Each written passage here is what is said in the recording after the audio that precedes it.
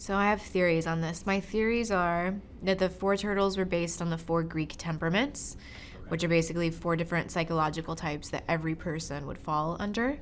And so it's easy to find one that sort of is reflective of your own inner self. And we all love ourselves, right? At heart, we're all narcissists. And so we want to see ourselves on screen, and that's what's happening. Or you see, your brother or your mother or whoever, and it would be weird to see your mother in one of the turtles. However, it's possible. And then in combination with the fact that they were born out of total irreverence, like that's where the turtles were created, to make fun of comic books, basically. And so because there's always, everything is sort of done with a wink, it's fun and it's without burden because it's so lighthearted. I grew up watching the movies because I have an older sister. She's 12 years older, and I wanted to do everything she did, and she watched the movies, and I just loved them. I just took to them. I was very small. I mean, 3, 4, 5 years old, and we were watching them on VHS. On a tiny, 17-inch television. And I loved, I don't know, how sort of campy and silly but exciting and weird, and this sort of dark world that they lived in, but they were such a little bright light in that world, and I loved it. Well, when I was a kid, I didn't know any different. That tiny television was the best. The fact that we even had a television, I was so excited because we lived somewhere where most people didn't have televisions. But yeah, seeing them on the big screen is definitely a very different experience.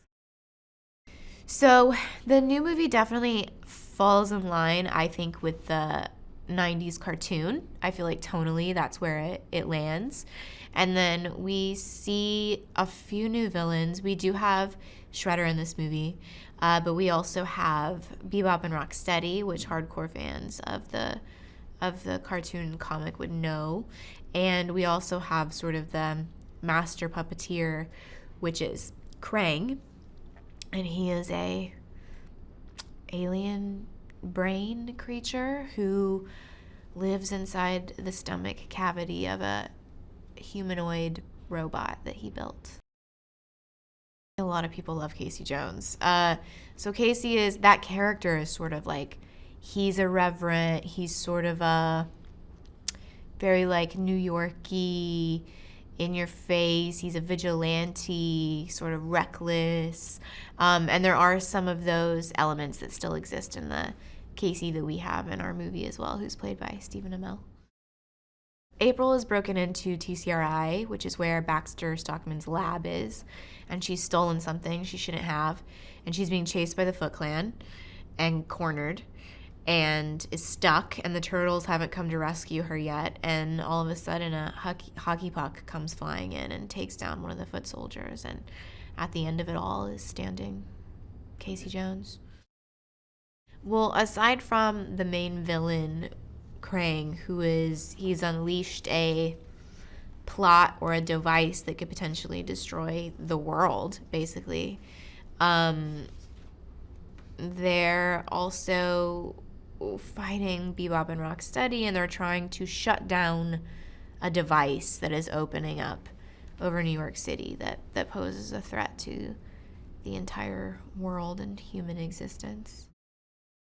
The lair is amazing. That's one of the best sets I've ever been on, and I hope they never tear it down because it's so intricate and colorful and inspirational and creative, and that's one of my favorite sets I've ever been on. I think it's an award-winning set. Yeah, I mean, it's fun to see the movie because so much of it is done in post, but also it's crazy to see because you shoot so much footage and the movie can only be so long. So it's interesting to see what ends up on the cutting room floor, and then what actually makes it in, and then all of this new stuff that you never even imagined all of a sudden is in the movie along with you.